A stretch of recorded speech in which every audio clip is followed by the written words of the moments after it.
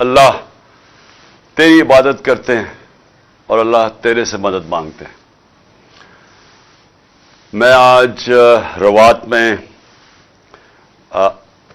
جو میرے پاکستانی آج جمع ہوئے ہیں، میں پہلے سے سب کو سلام کرتا ہوں، اور جو میری ٹیم ہے مارچ میں جو نکلی ہوئی ہے اور ہم کتنے دنوں سے یہ مارچ کر رہے ہیں، میں آپ سب کو بھی خراج تحسین پیش کرتا ہوں کہ یہ اس ملک کی تاریخ میں یہ ایک ایسی پولیٹیکل ایکٹیویٹی ہے جو کبھی ایسی نہیں ہوئی، کبھی پہلے کسی پارٹی نے اس طرح کی ایکٹیویٹی نہیں کی، اور یہ ہماری جو حقیقی آزادی کی تحریک ہے یہ شروع ہوئی تھی 7 مہینے پہلے، جب ہماری حکومت کو ایک سازش کے تحت، بیرونی سازش جس کے ساتھ مل گئے ہمارے میر جعفر اور میر صادق، کیونکہ کبھی بھی بیرونی سازش کامیاب نہیں ہوتی جب تک کہ اندر سے غدار مدد نہیں کرتے بیرونی سازش کو کامیاب کرنے کی، تو انہوں نے ہماری گورنمنٹ گرائی، اور تب سے میں میدان میں ہوں، تب سے تحریک انصاف سارے پاکستان کے اندر اپنا موقف عوام کی طرف لے کے جا رہی ہے اور عوام کو جگا رہی ہے، شعور دے رہی ہے، اور میں جتنا بھی اللہ کا شکر ادا کروں وہ کم ہے۔ جو میں نے ان 7 مہینے میں دیکھا، میں نے اپنی 26 سال کی سیاست میں یہ نہیں دیکھا، اور جو میں نے اپنے لوگوں کو بدلتے دیکھا، جو میں نے اپنے نوجوانوں کو خاص طور پہ، اور نوجوانوں وہ جو کہ بچے بھی تھے، 12 سال 10 سال کے بچے، میں نے ان سب کو اس میں شرکت کرتے دیکھا۔ میں جب نکلا لاہور سے تو سارا راستہ میں نے خواتین کو دیکھا، پردہ دار خواتین کو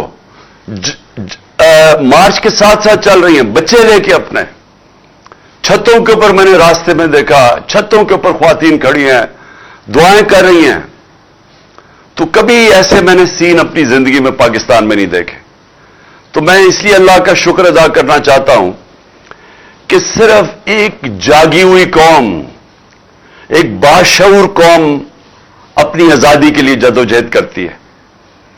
غلام کبھی بھی آزاد ہونے کی کوشش نہیں کرتے، غلام ہی رہتے ہیں، اور لیکن جب ایک انسان کو سمجھ آ جاتی ہے کہ آزادی کیا ہے تو تب پھر وہ کھڑا ہوتا ہے اپنی آزادی کے لیے۔ تو ہماری یہ جو تحریک شروع ہوئی 7 مہینے پہلے، سارے پاکستان میں ہم نے جلسے کیے، اور پھر لوگوں نے قربانیاں دی اس پہ۔ 25 پہ یہ میں کبھی بھولوں گا نہیں، 25 میں جو ہمارے ساتھ ظلم کیا گیا، یہی جو فیشسٹ، جو جرائم پیشہ لوگ جو ہمارے اوپر مسلط کیے، جب ہمیں ہٹا کے تو جو لوگوں کا ہمارے اوپر مسلط کیا گیا، یہ پاکستان کو 30 سال سے مختلف قسم کی طور طریقوں سے یہ جرم کر رہے تھے۔ منی لانڈرنگ، ملک کا پیسہ لوٹ کے باہر لے جانا، لوگوں کو مروانا، ماڈل ٹاؤن کے اندر دن دہاڑے پرامن احتجاج کرنے والوں کو قتل کرنا، گولیاں مارنا پولیس کے ذریعے، پولیس مقابلے میں لوگوں کو مارنا۔ یہ شہباز شریف کے اوپر ایمنسٹی انٹرنیشنل یا ہیومن رائٹس واچ میں 97 سے 99 تک اس کے اوپر رپورٹ ہے کہ اس نے کئی 100 لوگ پولیس مقابلے میں مروائے۔ وہ جو عابد باکسر ہے اس نے ٹی وی کے اوپر آ کے بتایا، وہ جو پولیس والا تھا کہتا میرے ذریعے اس نے لوگوں کو مروایا۔ رانا ثناءاللہ کے اوپر 18 قتل، عابد شیر علی کا باپ کہتا ہے اس نے قتل کیے، سارا فیصلہ آباد جانتا ہے اس کو۔ قبضہ گروپ ہر جرم میں یہ شریک ہے۔ انہوں نے مل کے 25 مئی کو ہمارے اوپر جو کیا، گھروں میں گئے، کارکنوں کے گھروں میں گئے، ان کی عورتوں کے سامنے یعنی آدمیوں کو پکڑ کے لے کے گئے، بچوں کو لے کے گئے، تھانوں میں رات کو لے کے گئے، کوئی ہر اس ملک کے جو حقوق، انسانی حقوق کی خلاف ورزی کرتے ہوئے وارنٹ کے بغیر گھسے لوگوں کے گھروں میں۔ اور انہوں نے پھر جو عورتیں بچے، یعنی ہماری جو تحریک انصاف کے جلسے ہیں کبھی پاکستان میں ایسے جلسے نہیں ہوئے. ہماری جو پروٹیسٹ ہے, جو احتجاج ہے, ان کے پر فیملیز آتی ہیں, عورتیں بچے آتے ہیں, اوپر سے لے کے نیچے تک, انگلش میڈیم سے, اردو میڈیم سے, دینی مدرس, سارے لوگ شرکت کرتے ہیں. اور ان کے اوپر انہوں نے شیلنگ کی, ظلم کیا, 2 لوگ شہید ہوئے, کئی زخمی ہوئے, جیلوں میں لوگوں کو ڈالا, ایف آئی آر کی بارش ہو گئی, 23 ایف آئی آر میرے اوپر کاٹی, ساری سینئر لیڈرشپ کے اوپر. جب میرے دور میں 3 لانگ مارچز کی گئی, 2 فضل الرحمان نے اور 1 بلاول نے, ہم نے تو کوئی نہیں روکا, ہم نے کوئی ایف آئی آر نہیں کاٹی, ہم نے تو ان کے سامنے کنٹینر بھی نہیں رکھے. تو ہمارے دور کے اندر پوری طرح جو آئین اور قانون ان کو اجازت دیتا تھا, ہم نے وہ کسی جگہ ان کو روکا نہیں. ہمارے تو 25 مئی کو انہوں نے کیا, اس کے بعد ایک خوف کی فضا بن گئی. ایک ڈرٹی ہیری آ گیا اسلام آباد میں, اس نے اور زیادہ ظلم شروع کیا, تشدد کیا لوگوں پہ, کیسز بنائے, سوشل میڈیا کے لوگوں کو اٹھا اٹھا کے جیلوں میں ڈالا. جیلوں میں بھی نہیں ڈالا, پکڑ اٹھاتے تھے, ان کو مارتے تھے اور پھر اگلے دن واپس گھر دے دیتے تھے, دھمکیاں دے کے. جو خوف کی فضا بنائی گئی, جنرل مشرف کے مارشل لاء میں جیل میں گیا, وہاں میں نے ایسا نہیں ظلم دیکھا اس کے دور میں. جو انہوں نے جس طرح ہمارے اوپر جو اسٹیٹ کو پوری طرح اس کا جو ظلم ہمارے اوپر کیا, ہمیں ایسے لگا ہم پاکستانی نہیں ہیں.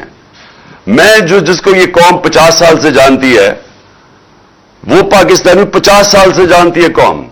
ہر قسم کا پاکستان کا سول وارڈ مجھے ملا ہوا ہے. دنیا میں مجھے جانتے ہیں کہ پاکستان کو میں ریپرزینٹ کرتا تھا. مجھے انہوں نے اس طرح رکھا جیسے کہ میں کوئی بیرونی ملک کا غدار ہوں. جو میرے نوکروں کو انہوں نے ایجنسیز نے آ کے پیسے دے کے ان کو اپنی تنخواہ پہ رکھا, میرے اوپر کوئی ڈیوائس رکھنے کے لیے, آگے بھی ان کے پلان بنے ہوئے تھے نقصان پہنچانے کے لیے مجھے. اس کے علاوہ جو انہوں نے شہباز گل کو جس طرح ایک کوئی جملہ کہہ دیا پکڑ کے, ایک جملہ ٹی وی پہ کہا, پہلے تو ٹی وی بند کر دیا ARY, اس کے اوپر اس کا وہ جو پروڈیوسر تھا اس کو اٹھا کے لے گئے رات کے 3 بجے. شہباز گل کو ننگا کر کے اس کے اوپر تشدد کیا. ایک یونیورسٹی پروفیسر, کوئی عام آدمی نہیں ہے, چلے کوئی دہشت گرد ہوتا, چلے میں مان بھی لوں, کوئی بیرون ملک غدار ہوتا, کوئی مجرم ہوتا, ایک یونیورسٹی پروفیسر کو انہوں نے ننگا کر کے مارا صرف خوف پھیلانے کے لیے. یہ جو ڈرٹی ہیری آیا, اس نے سوچا کہ یہ جس طرح یہ پہلے کرتا آیا بلوچستان میں دہشت گردوں کے خلاف, ہمارے اوپر وہ شروع کر دیا. پھر اعظم سواتی سے کیا 75 سالہ سینیٹر, یہ میں آپ بتا رہا ہوں کہ یہ ہماری ملک کی تاریخ میں کبھی ایسی چیزیں نہیں ہوئی. اس کو ٹویٹ کے اوپر مارا, پہلے گھر میں اس کے پوتا پوتیوں کے سامنے, پھر جا کے ننگا کر کے اس کو ایجنسی کے حوالے کیا جدھر اس کے اوپر تشدد کیا گیا. اور اس کے بعد ڈرانے کے لیے کہ اس کا منہ بند ہو جائے, اس کے میاں بیوی کی ایک کیسٹ اس کی بیوی کو بھیجی. کبھی ملک ایسے نہیں گرا. اور صرف بتانے کے لیے, کوشش کرنے کے لیے, ہمیں بتانے کے لیے کہ جو تمہارے سے بولے گا ہم تمہارا یہ مثال بنائیں گے. اور پیغام بھیجے گئے. اعظم سواتی کے اوپر جب تشدد ہو رہا تھا تو اسے کہا کہ یہ عمران خان سے ہم یہ کریں گے, کہ جس طرح عمران خان ڈر جائے گا اور چپ کر کے بیٹھ جائے گا. اور پھر میرے اوپر جو قاتلانہ حملہ کیا گیا, جو مجھے پہلے سے ہی پتا تھا کہ تیاری ہو رہی ہے, کہ دینی انتہا پسند نے جی عمران خان کو مار دیا. پہلے کس ایجنسی نے وہ ویڈیو بنائی, اس لیے جب بھی انویسٹیگیشن ہوگی پتہ چلے گا کہ کون سی ایجنسی نے یہ ویڈیو بنائی, کس کے کہنے پہ بنائی, کون سا وہ آفیسر تھا, اس کے کہنے پہ پہلے وہ بنائی گئی, اس کے بعد وہ ایک ان کا پالتو کوئی وقار سیٹھی یا کچھ ہے، اس نے وہ ان سے لنک ہے، اور مجھے پتا تھا کیونکہ جب میں وزیر اعظم تھا مجھے پتا تھا ایجنسیز کے ساتھ کون لنکڈ ہے. اس نے پھر جا کے اس کو اٹھایا، پھر یہ دونوں مریم دونوں نے اس کو پریس کانفرنس کی، پھر پی ٹی وی پہ 4 دن پروگرام ہوا اس کے اوپر، صرف بتانے کے لیے کہ عمران خان نے دین کی توہین کی ہے، اور تیاری یہ کر رہے تھے کہ اب اس کی آڑ میں ایک دینی انتہا پسند اسے مار دے گا. میں نے یہ 24 سپٹمبر کو بھی پبلک کو بتایا، اور پھر 6 اکتوبر 7 اکتوبر کو جلسوں میں بتایا کہ یہ ان کا پلان بن رہا ہے. اس انتہا پہ کہ کوئی اس ملک کے اندر، جو میں چھوڑیں کہ میں عمران خان ہوں، کوئی بھی دنیا کا ملک ہو، اس کے اگر ایک ملک میں جو سب سے بڑی جماعت ہے، جو ایک فیڈرل پارٹی ہے، کیونکہ پولیٹیکل پارٹیز ملک کو اکٹھا رکھتی ہیں، ملک کی فوج نہیں اکٹھا رکھ سکتی، نہیں تو اس پاکستان نے علیحدہ نہیں ہونا تھا. پولیٹیکل پارٹیز ملک کو اکٹھا رکھتی ہیں، اور جو پارٹی سارے ملک میں واحد پولیٹیکل فیڈرل پارٹی ہے، اس کو ختم کرنے کی کوشش کی گئی، ہر کوشش کی گئی اسے ختم کرنے کی. اور یہ کون کر رہا تھا، کیا اس کا مقصد تھا، اس کے اوپر میں اینڈ میں آؤں گا. لیکن یہ ساری چیزیں ہم نے برداشت کی، اس کے باوجود ہم نے یہ مارچ کی، اور ہم نے مارچ اس لیے کی، پالیٹکس کے لیے نہیں کی، یہ سیاست کے لیے نہیں ہو رہا. مجھے 6 مہینے میں ہر جگہ پہ، کئی جگہ کے اوپر مجھے لیٹر آتا تھا کہ آپ اگر اس جلسے میں جائیں گے تو آپ کی جان خطرے میں ہے. کئی جگہ چیف سیکرٹری لیٹر بھیجتا تھا کہ جی آپ کی جان، ملتان کا جلسہ نہ کریں، آپ کی جان خطرے میں ہے. کئی جگہ آیا. اس کا مجھے خود پتا تھا کہ یہ پلان بنا رہے ہیں مجھے مارنے کا. اس کے باوجود میں نکلا، اور آج انشاءاللہ میں ابھی آپ کو ڈیٹ دوں گا اینڈ میں کہ میں آ رہا ہوں پنڈی. مجھے پتا ہے کہ ابھی میری جان خطرے میں ہے، سب کو پتا ہے، کیونکہ یہ لوگ جنہوں نے ابھی کوشش کی ہے یہ ابھی بھی وہیں بیٹھے ہیں، تو مجھے پتا ہے جان خطرے میں ہے. لیکن میں کیوں اس کے باوجود نکلوں گا؟ سیاست کے لیے نہیں. مجھے سیاست کیا دے سکتی ہے جس کو اللہ سب کچھ دے چکا ہے؟ میں ایک حقیقی آزادی کی جنگ لڑ رہا ہوں. میں سمجھتا ہوں کہ موت غلامی سے زیادہ بہتر ہے. ایک غلام کی زندگی سے بہتر مر جانا ہے. اور خاص طور پہ ان چوروں کی غلامی، یہ جو 30 سال سے چوروں کا ٹولہ ملک کو لوٹ رہا تھا، اب اکٹھا بیٹھ گیا ہے، جو پہلے ایک دوسرے کے خلاف لڑتا تھا، ان کی غلامی سے، یا ان کے بچوں کی غلامی جو یہ تیار کر رہے ہیں اپنے بچے، اس سے بہتر ہے مر جاؤ. میں اس لیے نکل رہا ہوں، اور میں اپنی ساری قوم کو بھی کہہ رہا ہوں کہ دیکھیں، آپ نے فیصلہ کرنا ہے کہ کیا ہم نے اسی طرح چلنا ہے. کیا ان چوروں کے بعد جو اپنے بچے تیار کر رہے ہیں، اور بچوں نے زندگی میں 1 گھنٹہ کام نہیں کیا، ان کا صرف کام، ان کو صرف ایک چیز آتی ہے، منی لانڈرنگ. وہ چھوٹی عمروں میں وہ اربوں پتی بن گئے تھے، کیونکہ ماں باپ نے ان کے نام پہ یا چوری کر کے پیسہ ان کے نام پہ چیزیں لی ہوئی ہیں. یہ جو 4 لندن میں مہنگے اربوں روپے کے مے فیئر کے جو اپارٹمنٹس ہیں، یہ مریم کے نام پہ تب تھی جب یہ کوئی 20-21 سال کی تھی. اور یہ جو اس کا بیٹا ہے حسن شریف، 10 ارب روپے کا گھر بیچا اس نے لندن کے اندر. کدھر سے پیسہ آیا؟ تو یہ سارے بچے شروع میں یہ جو تیار کر رہے ہیں بچے، ان کی یہ خاصیت ہے کہ منی لانڈررز ہیں سارے. وہ بلاول، اب بلاول، میں آپ کو یہ بتاؤں کہ سیاست میں تو اس کا کوئی مستقبل نہیں نظر آ رہا. اردو ابھی تک صحیح طرح بولا نہیں ہے، یعنی ہر دفعہ اردو بولتا ہے تو اور لوگوں کو سمجھ نہیں آتی کیا کہہ رہا ہے. لیکن اس کا میں آج آپ کو پیشن گوئی کرتا ہوں، اس کی زندگی کا زیادہ حصہ کس پہ لگے گا کہ اس کے باپ نے چوری کر کے پیسہ دنیا میں کدھر کدھر رکھا ہوا ہے. یہ اب ڈھونڈتا پھرے گا کہ اس کے باپ نے چوری کا پیسہ کدھر کدھر رکھا ہوا ہے. تو ان کے نیچے اگر یہ کوئی سمجھتا ہے کہ یہ ایک عظیم قوم ان کی غلامی کرے گی، یہ قوم کبھی یہ تسلیم نہیں کرے گی ان کو. اس لیے یہ مارچ ہے، اور یہ جو حقیقی آزادی کی مارچ ہے یہ ابھی ختم نہیں ہوگی. میں آخر میں بتاتا ہوں کہ ہم نے کس دن کیا کرنا ہے، لیکن میں یہ آپ کو بتا دوں کہ یہ مارچ، یہ جب تک ہم اس ملک کو حقیقی طور پہ آزاد نہیں کرتے، ہم نہیں رکیں گے. آپ حقیقی آزادی کی میں ساری قوم کو یاد کرا دوں، دو اس کے ستون ہیں جس کے اوپر حقیقی طور پہ قوم آزاد ہوتی ہے۔ سب سے پہلا، قوم کے فیصلے قوم میں ہوں، کسی اور قوم کی غلامی نہ کرے، ہم کسی سپر پاور کی غلامی نہ کریں۔ لا الہ الا اللہ اس نعرے کے اوپر بنا تھا پاکستان۔ لا الہ الا اللہ ایک دعویٰ ہے کہ میں آزاد ہوں، میں صرف ایک اللہ کے سامنے جھکتا ہوں، باقی میں آزاد ہوں۔ ایک خودداری کا یہ دعویٰ ہے، ایک قومی غیرت کا دعویٰ ہے۔ یہ نہیں ہوتا کہ وہاں جا کے دنیا کے باہر چکر مارو اور ہاتھ پھیلا کے کہو کہ میں مانگنے تو نہیں آیا، میں مجبور ہوں۔ اس لیے تو یہ نہیں ملک بنا تھا۔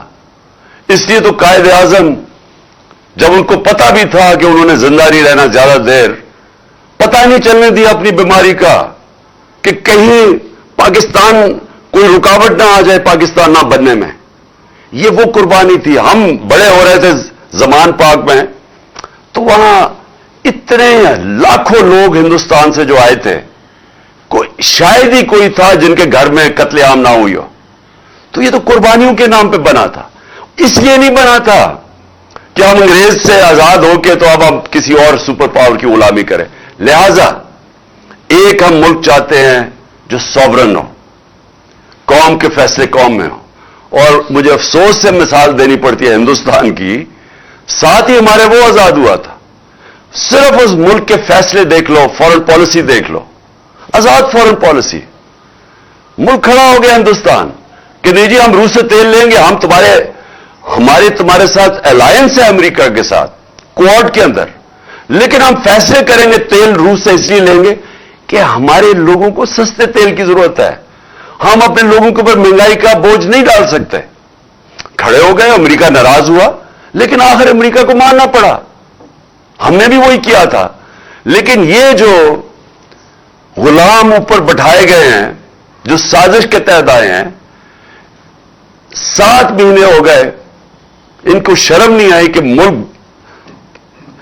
مہنگائی میں یعنی لوگ ڈوب گئے ہیں، لیکن انہوں نے روس سے تیل نہیں لیا کیونکہ جو ان کا جو آقا ہے وہ ناراض نہ ہو جائے۔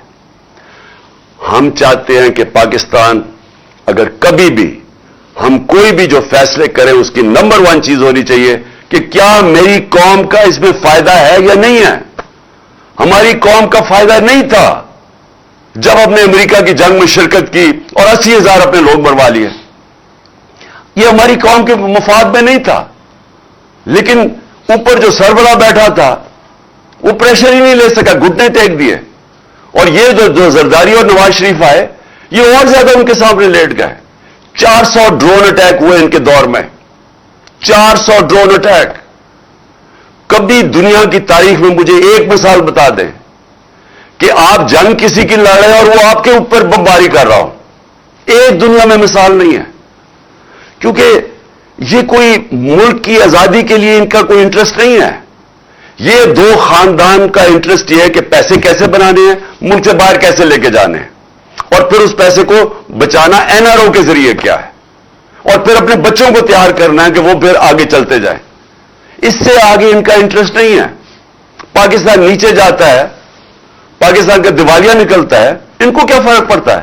ان کے پیسے ڈالرز میں باہر پڑے ہیں، اگر روپیہ گرے گا بھی تو ان کا تو ڈالر کی قیمت اوپر چلی جائے گی۔ تو ان کا مفاد تو یہ نہیں ہے کہ پاکستان ایک آزاد خوددار قوم بنے، ان کا تو یہ ہے کہ یہ اقتدار میں کیسے رہے اور پیسہ کیسے بنے اور بچائے کیسے۔ سب سے پہلے ہم یہ کبھی اس ملک کو جتنی بھی قربانیاں دینی پڑے ہیں، دیکھیں قومیں قربانیاں دے کے آزاد ہوتی ہے۔ میں بار بار آپ کو کہتا ہوں، قوم جب اکٹھی ہو جاتی ہے، فیصلہ کر لیتی ہے کہ ہم ایک خوددار قوم ہوں گے، اب اپنے پیر پہ کھڑے ہوں گے، وہ قوم کھڑی ہو جاتی ہے اپنی پیر پہ۔ لیکن جب ایک قوم کی صاحب اقتدار وہ چوری کر کے پیسہ باہر لے کے جا رہے ہیں اور دوسروں کو کہہ رہے ہیں کہ آپ پاکستان پیسہ بھیجیں، اپنا پیسہ باہر لے کے جا رہے ہیں، اور پھر جب آپ مقروض ہو جاتے ہیں کیونکہ ڈالر جب آپ باہر بھیجتے رہتے ہیں اور آپ پالیسی صحیح بناتے نہیں ہیں، ایکسپورٹس بڑھاتے نہیں ہیں، تو آخر میں جب ڈالر مقروض ہو جاتے ہیں, پھر آپ گھٹنوں پہ آ جاتے ہیں اور پھر اپنی آزادی کھو بیٹھتے ہیں. دوسری چیز, اور یہ بھی میں آپ سب کو کہتا رہا ہوں, میں نے نام بھی اپنی پارٹی کا انصاف رکھا تھا, کہ جو انصاف ہے اس کا مطلب ہے, اس کا انصاف کا مطلب کیا, میں پھر یہ آپ کو سمجھا دوں. قانون کے سامنے سب ایک برابر. انصاف انسانوں کو آزاد کرتا ہے, کیونکہ اگر انصاف نہیں ہوتا معاشرے میں تو جو کمزور ہوتا ہے وہ طاقتور کا غلام ہوتا ہے. جو جنگل کا قانون ہے, جنگل کے قانون کے اندر انصاف نہیں ہوتا, طاقت کی حکمرانی ہوتی ہے. جو طاقتور ہے وہ کمزور کے اوپر ہر قسم کا ظلم کرتا ہے, وہ کمزور کو کوئی بچانے کے لیے نہیں آتا. تو جب انسانی معاشروں کے اندر انصاف نہیں ہوتا وہ جنگل کا قانون بن جاتا ہے. اس کا ایک نام دیا ہوا دنیا نے, بنانا ریپبلک. وہ بنانا ریپبلک بن جاتا ہے جدھر انصاف نہیں ہوتا, جدھر رول آف لا نہیں ہوتا. یہ ہمارا اس سے بھی بڑا مسئلہ ہے, پہلے سے بھی بڑا مسئلہ, کہ یہاں انصاف ہی نہیں ہے. ہمیں مثالیں آپ بار بار ہر روز دیتا ہوں کہ اعظم سواتی کو اگر انصاف نہیں مل سکتا, پاکستان کے سینیٹر کو, ایک آدمی جو اپنی ساری کمائی باہر کرتا ہے اور پاکستان کمائی لے کے آتا ہے, اس کو انصاف نہیں مل سکتا, اس سے ظلم کی انتہا ہوتی ہے. ارشد شریف کو انصاف نہیں مل سکتا. ساری پاکستان کی صحافی برادری کو سوچنا چاہیے, اور میں تھوڑا مایوس بھی ہوں اپنی صحافی برادری سے, کہ جو ارشد شریف سے ہوا ہے, اوروں سے بھی ہوا ہے, لیکن جو ارشد شریف سے ہوا, اگر آپ اس کے اوپر کوئی سٹینڈ نہیں لیں گے, اور آپ کو سٹینڈ لینا چاہیے تھا, جس طرح اس کے اوپر ایف آئی آر کاٹی گئی, اس کے اوپر دھمکیاں دی گئیں. کیوں دھمکیاں دی گئی؟ کہ جو آپ کا موقف ہے, کیونکہ جو حکومت میں بیٹھے ہیں وہ ڈرے ہوئے تھے کہ سچ سامنے آ جائے تو وہ سازش سامنے لے کے آ رہا تھا. ارشد شریف کیا کر رہا تھا؟ وہ سازش سامنے لے کے آ رہا تھا جو اس ملک سے ہوئی ہے. تو اس کے باوجود کہ وہ سچ اور رائے حق پہ کھڑا تھا, اس کو دھمکیاں مل رہی تھی, اس کو جان کی پھر دھمکی دی گئی. جب وہ اور اس کے گھر والوں کو سب پتا ہے, ارشد شریف کی والدہ کو سب پتا ہے کون دھمکیاں دے رہا تھا. اور آخر میں وہ جب ملک سے باہر گیا اور پھر پاکستان بلانے کی کوشش کی, وہ کینیا گیا اور جو اس کو شہید کیا گیا. یہ اگر ارشد شریف نمبر 1 پاکستان کا انویسٹیگیٹو جرنلسٹ, اگر اس کو مار سکتے ہیں اور کوئی پھر پوچھنے والا نہیں ہے, کوئی انویسٹیگیشن ہی نہیں نظر آ رہی کہ ہوگی صحیح معنی میں, کسی کو اعتماد نہیں ہے, کیونکہ سب کو پتا ہے کہ طاقتور دوسری طرف ہے, اور سب کو پتا ہے اس ملک میں کہ جب طاقتور کے سامنے ایک کمزور کھڑا ہوتا ہے انصاف نہیں ملتا.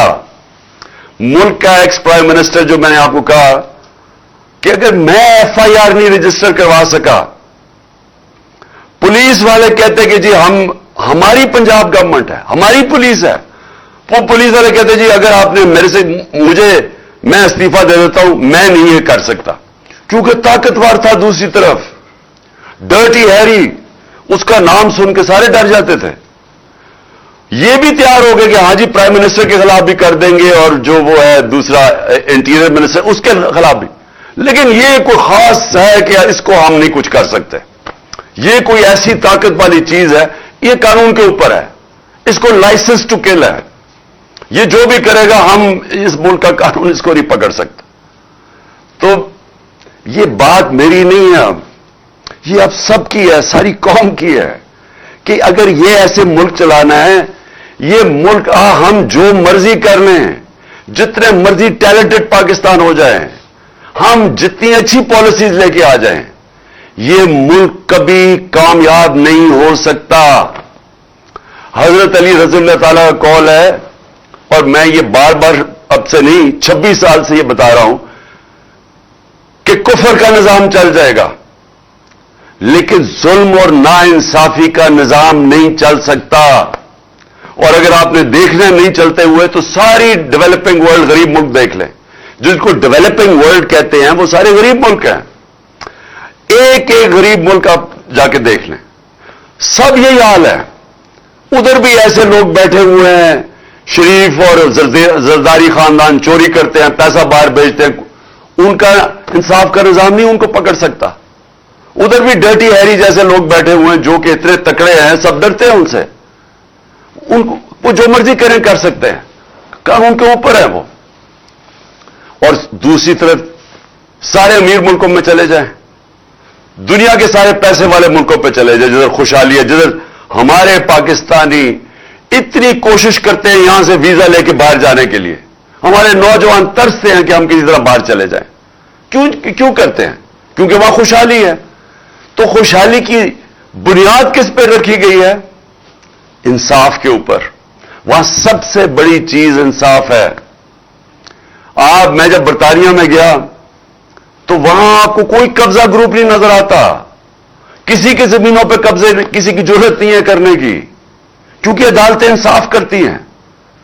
وہاں آپ کو اگر کوئی طاقتور یہ اگر سمجھتا ہے کہ وہ قانون توڑے گا اور وہ بچ جائے گا, برطانیہ کا پرائم منسٹر بھاری اکثریت سے جیتنے والا بورس جانسن ایک قانون چھوٹا سا توڑتا ہے. یہ خبر بھی نہیں بنی تھی پاکستان میں کہ وہ ایک آفس کے لوگ جمع ہو جاتے ہیں جب وہ کورونا کے دور میں سوشل ڈسٹینسنگ تھی. اس چیز کے اوپر وہ ریزائن کر دیتا ہے کیونکہ اس نے قانون توڑا ہے جو لوگوں کے لیے بنایا ہوا تھا. وہاں انصاف کا نظام ایسا ہے کہ ہر جو کمزور سے کمزور آدمی بھی ہے اس سے پتہ ہے کہ مجھے تحفظ ملے گا, کیونکہ جو ان کی عدالتیں ہیں, جو ان کا انصاف کا نظام ہے, وہ ان کے حقوق کی حفاظت کرتا ہے.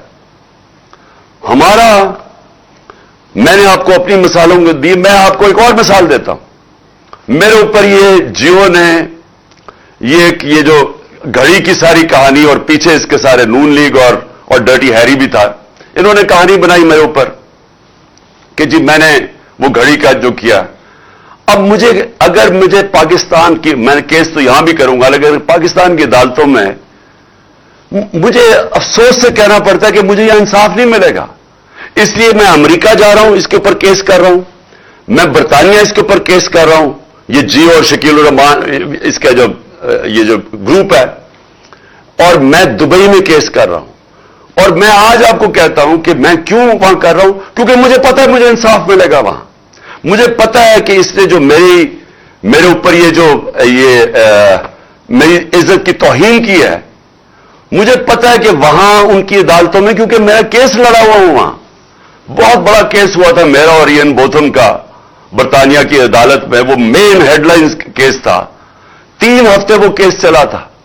مجھے پتا ہے وہاں عدالتیں کیسے چلتی, اور وہ بھی یہی تھا, ہرجانہ کا کیس تھا. تو مجھے تو پتا ہے وہ کیسے چلتا ہے, اور مجھے پتا ہے کہ جو اب انہوں نے جو کیا ہے اس کے اوپر جو ہرجانہ ہوگا, اس کے اوپر جو ڈیمیجز ہوں گے, میں اس لیے چاہتا ہوں کہ پاکستانی قوم دیکھے گی کیا ہوگا. اور میں اس لیے چاہتا ہوں کہ ہمیں بھی یہاں دیکھنا چاہیے, ہماری عدالتوں کو بھی, کہ ہم کیوں یہ نہیں کر سکتے, کیوں نہیں لوگوں کی عزت کی حفاظت کر سکتے. کیوں ایک ملک کے ایکس پرائم منسٹر کے اوپر اس طرح گند اچھالا جائے, کسی کے اوپر بھی, کسی انسان پہ بھی, لیکن یہاں تو کوئی بھی پوچھنے والا نہیں ہے. اور یہ ہے, اس کو میں کہتا ہوں کیوں وہ خوشحال ہے ملک, کیونکہ آپ اور تو چھوڑے نا دنیا میں سرمایہ کار جو آپ کے جو پاکستان کی بزنس آج مغرب میں ہیں, جو یورپ میں ہیں, جو امریکہ میں ہیں, جو دبئی میں ہیں, آپ ان سے پوچھیں نا پاکستان آگے کیوں نہیں سرمایہ کاری کرتے. ہمارا 1 کروڑ ہے پاکستانی باہر بیٹھا ہوا. اگر 5 لاکھ پاکستانی باہر بیٹھے ہوئے فیصلہ کر لیں کہ ہم نے پاکستان میں آ کے سرمایہ کاری کرنی ہے, آپ یہ یقین دیں, یقین سے میں آپ کو کہتا ہوں کہ یہاں اتنا ڈالر آ سکتا ہے پاکستان میں کہ ہمیں کسی کے سامنے ہاتھ پھیلانے کی ضرورت نہیں ہے. ہمارے اپنے اوورسیز پاکستانی اگر یہاں پاکستان میں سرمایہ کاری کرنی شروع کر دیں, ہمیں کوئی مسئلہ نہ ہو کہ ہم بھاگے پھر رہے ہیں, کبھی یہاں پیسے مانگ رہے ہیں یا ہمارے روپیہ گر رہا ہے. لیکن وہ آتے کیوں نہیں ہیں, ان سے پوچھیں کہ کیوں نہیں وہ پاکستان میں آ کے سرمایہ کاری کرتے. سب سے بڑا مسئلہ یہ ہوگا, ایک انگریزی کا لفظ ہے کانٹریکٹ انفورسمنٹ. ان کو یہ خوف ہوتا ہے کہ اگر ان سے یہاں کوئی فراڈ ہوگا تو یہاں ان کو کوئی تحفظ نہیں ملے گا. یہاں اگر وہ پلاٹ بھی خریدتے ہیں تو ان کے اوپر بھی قبضے ہو جاتے ہیں. میں جب باہر جاتا تھا پیسے اکٹھے کرنے کے لیے بیرون ملک پاکستانیوں سے، شوکت خانم کے لیے، نمل کے لیے، تحریک انصاف کے لیے، تو میرا جب ان سے میں ملتا تھا، اور اب سے نہیں 30 سالوں سے بات کر رہا ہوں، ہمیشہ وہ یہ کہتے تھے کہ ہمارے پلاٹوں کے اوپر قبضے ہو جاتے ہیں اور وہ کیس پھنس جاتا ہے جا کے عدالت میں، اور پھر وہ آخر میں ہمیں وہ قبضہ گروپ آگے کہتا ہے اچھا جی جو پلاٹ کی قیمت تھی 1000 روپے، وہ کہتے ہیں جی یہ 100 روپے لو اور جان چھوڑو. یہ اتنے پاکستانیوں سے ہوا ہے. تو جب پلاٹ ہی نہیں وہ خرید سکتے اس ملک میں اور ان کو خوف ہے کہ اس کے اوپر بھی قبضہ ہو جائے گا تو سرمایہ کاری کون کرے گا؟ تو ہمارے ملک کا جو مستقبل ہے وہ جدھر یہ لے آئے ہیں پاکستان کو، جو ہمیں کھڑا کر دیا، دیوالیہ نکال دیا ہمارا ان 7 مہینے میں، اب جو آگے ہم نے ملک کو جب اٹھانا ہوگا تو اس کے لیے ہمیں اپنے ملک میں قانون کی بالادستی قائم کرنی ہوگی. یہ جو بڑے بڑے ڈاکو جو ہر باری چوری کر کے اور این آر او لے لیتے ہیں، یہ کسی مہذب معاشرے میں اس کا تصور نہیں ہے کہ انہوں نے قانون پاس کیا اسمبلی سے، اور سارے جن کے اوپر کیسز تھے نیب میں، وہ باقاعدہ شکے ہیں جس میں بڑے بڑے ڈاکو بچ رہے ہیں. اس میں زرداری کسی میں بچ رہا ہے، مریم کسی میں بچ گئی ہے، جو اور ان کے لوگ پھنسے ہوئے سب بچ رہے ہیں. 1100 ارب روپیہ جو اس قوم کو آنا تھا وہ سارا انہوں نے ہضم کر لیا ہے قانون بدل کے، اپنے آپ کو فائدہ، اپنے آپ کو این آر او دے کے. تو جب طاقتور چوری کر کے بھی نہیں پکڑا جائے، کمزور کو تحفظ نہ ملے، وہ قوم آزاد نہیں ہوتی، وہ اپنی آزادی کھو بیٹھتی ہے. جس طرح حضرت علی کا قول ہے کہ وہ نظام نہیں چل سکتا، اور یہ ہمارا نہیں ہے، یہ سارے غریب ملکوں کا یہ کہانی ہے. تو اس لیے یہ دوسری چیز ہے، یہ ہماری جدوجہد چلے گی طاقتور کو قانون کے نیچے لانے کے لیے، اور یہ چلتی رہے گی، یہ مارچ سے آگے چلتی جائے گی، یہ تو تحریک چلتی جائے گی جب انشاءاللہ جب تک حقیقی طور پہ اپنے ملک کو آزاد نہ کریں. اب میں 2-3 اور آخر میں باتیں کرتا ہوں. ڈیٹ، کیونکہ میں نے آپ کو ابھی ڈیٹ دے دی ہے کہ ہم نے کس دن انشاءاللہ اسلام آباد سب نے پہنچنا ہے، پنڈی پہنچنا ہے کس دن، وہ میں آپ کو بھی ڈیٹ دینے لگا ہوں. لیکن میں آج 7 مہینے ہو گئے ہیں ہماری گورنمنٹ کو ہٹائے، تو میں آج اپنی جو طاقتور ہماری جو اسٹیبلشمنٹ ہے، جن کے پاس طاقت ہے، جو اس ملک کو کسی طرف بھی لے جا سکتے ہیں، پازیٹو بھی لے جا سکتے ہیں، نیگیٹو بھی لے جا سکتے ہیں، تو میں ان سے آج ایک سوال پوچھتا ہوں. میرا یہ سوال ہے، اور کیونکہ مجھے اس کا کوئی جواب آیا نہیں ابھی تک، کہ یہ لوگ جو 2 خاندان تھے، جنرل مشرف نے ان کو ہٹایا جب 99 میں، تو 2 دفعہ یہ کرپشن میں 90 کی دہائی میں نکل چکے تھے، اور کیسز کرپشن کے انہوں نے ایک دوسرے کے اوپر بنائے تھے. نون لیگ کہتی تھی پیپلز پارٹی کرپٹ ہے، نواز شریف کرپٹ ہے، وہ کہتی تھی زرداری کرپٹ ہے. زرداری کو جیل میں نواز شریف نے ڈالا، اور پھر ان دونوں کو مشرف نے ہٹا دیا، اور لوگوں نے مٹھائیاں بانٹی اور کرپشن پہ ہٹایا. اس کے بعد انہی کو جنرل مشرف نے این آر او دے دیا، اور اس کے بعد انہوں نے 10 سال جو ملک سے کیا ہے 4 گنا زیادہ قرضہ بڑھا دیا. لوگوں نے ان کے غصے میں مجھے ووٹ دی 2018 میں. اب میرا سوال یہ ہے کہ وہ کیا چیز تھی کہ ایک دم 3.25 سال کے اندر یہی لوگ پتہ نہیں کس میں نہا کے آئے کہ یہ ایک دم ٹھیک ہو گیا اسٹیبلشمنٹ کے لیے، اور اس کے بعد یہ ہمارے اوپر پھر مسلط ہو گئے. چلے مانتے ہیں کہ اسٹیبلشمنٹ نے کوئی اس کے اوپر سازش نہیں کی، لیکن روک تو سکتے تھی نا، جانتے تو تھے ان کا ماضی. کیا ان کا ماضی نہیں پتا تھا؟ فائلیں تو ساری پڑی ہوئی ایجنسیز کے پاس ان کی چوری کی، سب کچھ. تو کیونکہ میں 3.5 سال پرائم منسٹر تھا، مجھے پتا ہے کہ ساری ڈیٹیلز ہماری ایجنسیز کے پاس پڑی ہوتی ہے کہ ان کی چوری انہوں نے کتنی کی، تو وہ تو سب پتا تھا. تو وہ کیا چیز ہوئی کہ ان کو پھر ہمارے اوپر مسلط کر دیا؟ بیرونی سازش کامیاب ہو ہی نہیں سکتی جب تک اندر ان کی مدد نہ ہو. تو میرا سوال یہ ہے کہ 7 مہینے کے بعد کوئی ایک بھی مجھے چیز بتائیں کہ انہوں نے ملک کے اندر بہتری کی ہو. مجھے ایک چیز بتا دیں. اکنامک سروے پاکستان کی ان کے دور میں پبلش ہوئی. اسی اکنامک ہمارے دور میں نہیں ہوئی. وہ ہر سال جو بتاتی ہے کہ پاکستان کی معیشت کے کیا حالات ہیں, وہ ان کے دور میں پبلش ہوتی ہے. وہ کہتی ہے کہ 17 سال کے بعد پاکستان, ہماری تحریک انصاف کے جو آخری 2 سال تھے, 17 سال کے بعد بہترین ہماری معیشت کی اضافہ ہوا. اس میں 5.7% اور 6%.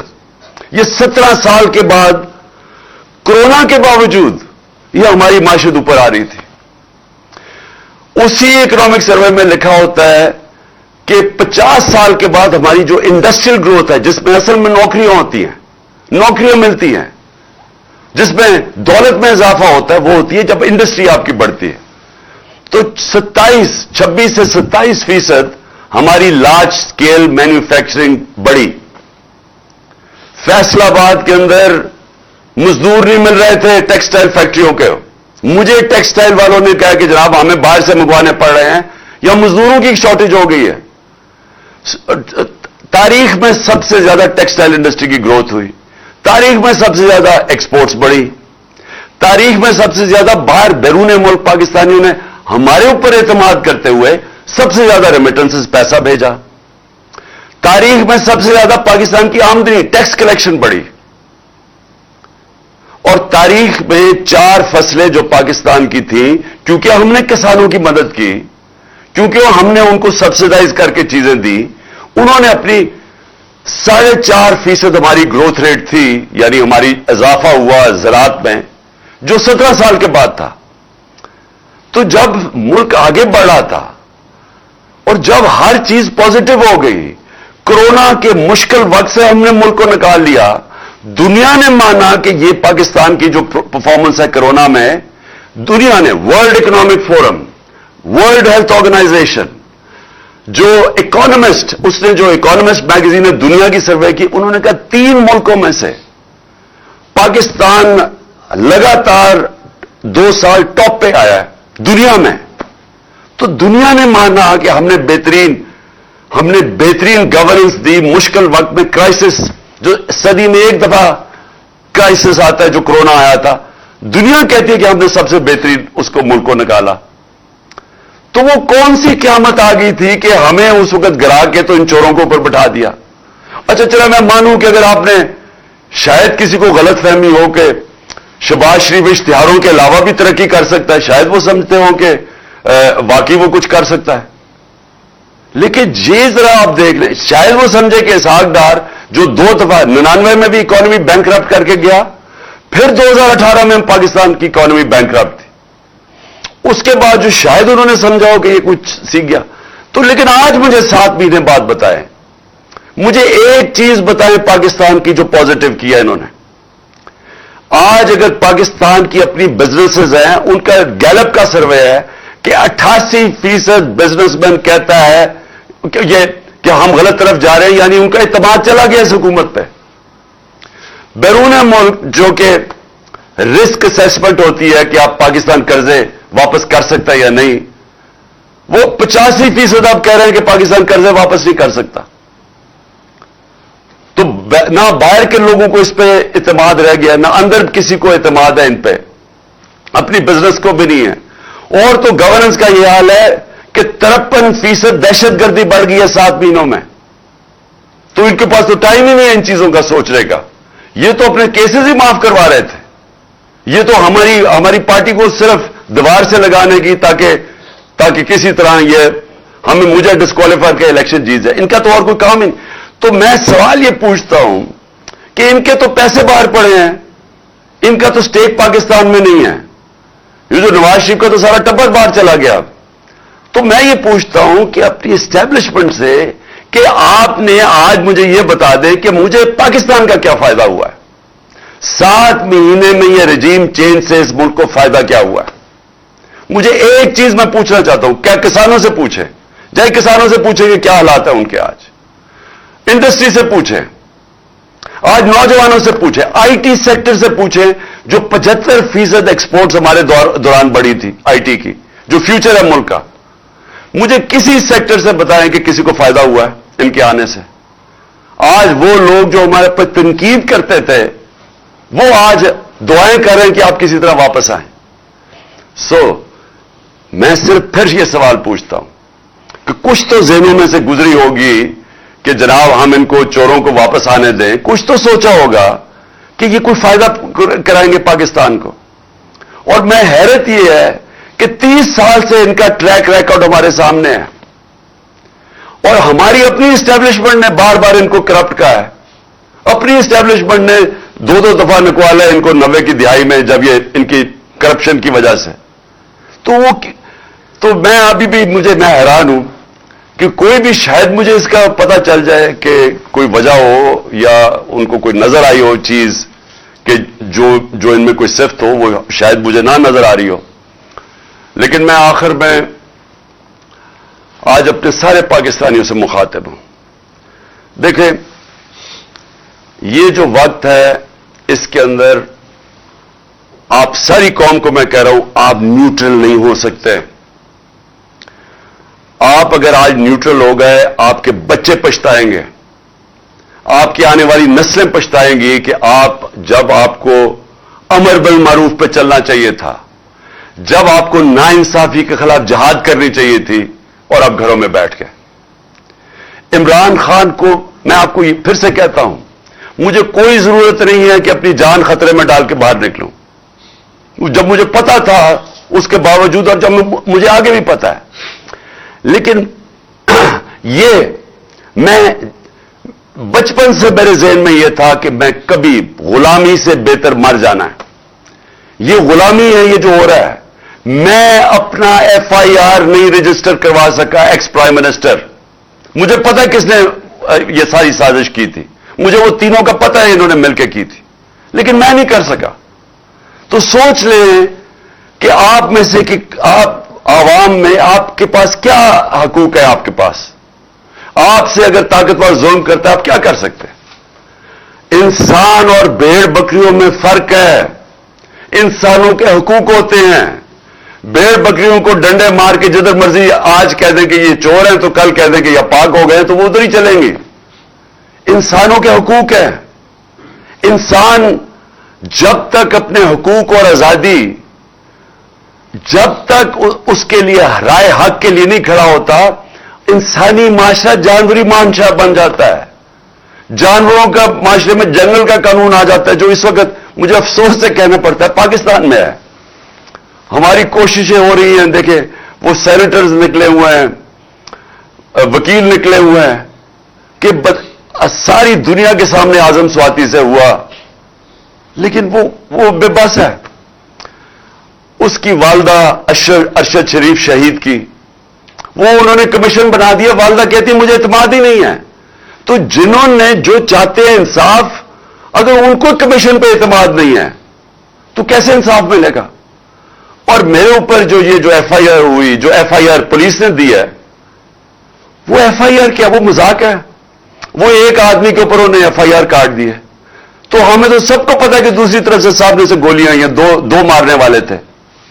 तो उन्होंने तो वही केस बना दिया कि जनाब ये चाहते हैं। स्क्रिप्ट क्या थी कि जी दीनी इंतहा पसंद नहीं, अकेला था। अच्छा, वो भी इतना बेवकूफ है, जिन्होंने उसको पढ़ाया उस तोते को, वो भी इतने बेवकूफ थे। वो पहली चीज कहता कि जी मैं अकेला था।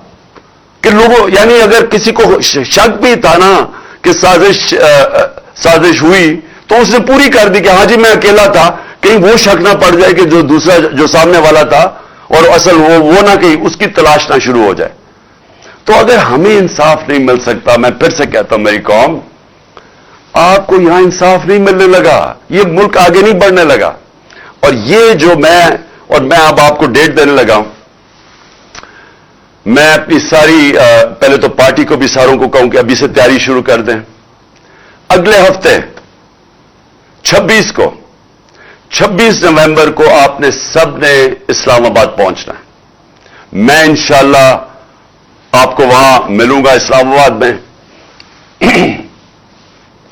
तो मैं ये चाहता हूं क्या हूं میں صرف اپنی پارٹی کو نہیں اب کہہ رہا, میں سارے پاکستانیوں کو کہہ رہا ہوں کہ دیکھیں, جو اگر آپ کا خیال ہے کہ تبدیلی آ جائے گی اور آپ گھر بیٹھے رہیں گے اور ایک دم تبدیلی آ جائے گی, ایسے نہیں ہوتا.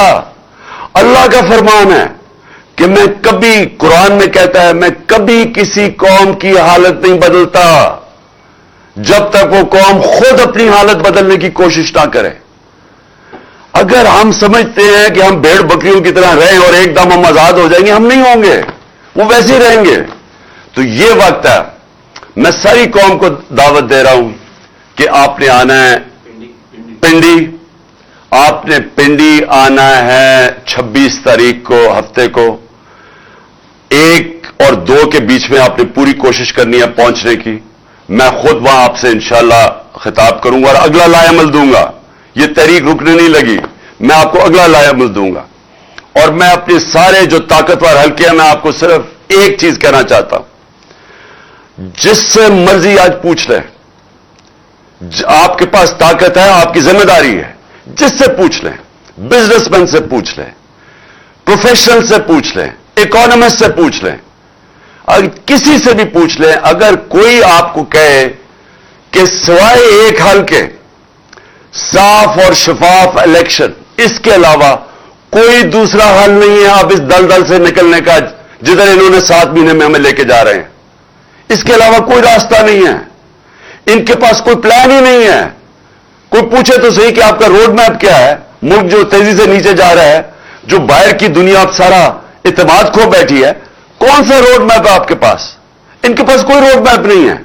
7 مہینے میں جو روڈ میپ نظر آیا وہ صرف اپنی چوری بچانے کا ہے. سو لہذا ساری قوم ادھر آئے گی اور ہم ڈیمانڈ کریں گے ایک چیز, صاف اور شفاف الیکشن. اور ہماری تحریک چلتی رہے گی حقیقی آزادی کی اس کے بعد بھی, جب تک ہم اس قوم کو ایک صحیح معنی میں ایک وہ قوم نہ بنا دیں جس میں ہر انسان کے حقوق ہوں, جدھر تھانہ کچہری پٹواری کی سیاست نہ ہو, کیونکہ وہ حقوق ان کو آزاد کر دیں لوگوں کو. کیوں نہیں برطانیہ کے اندر تھانہ کچہری ہوتی؟ کیوں کچہریوں میں ظلم وہاں نہیں ہوتا؟ کیوں پٹواری کو رشوت نہیں دینی پڑتی وہاں؟ کیونکہ وہاں حقوق ہیں انسانوں کے, وہ آزاد لوگ ہیں, وہ انصاف ہے. اس کے لیے میں چاہتا ہوں ساری قوم مل کے ہمارے ساتھ جدوجہد کرے, اور انشاءاللہ میں سب کو اگلے ہفتے پنڈی میں آپ سے میری ملاقات ہوگی. پاکستان زندہ باد.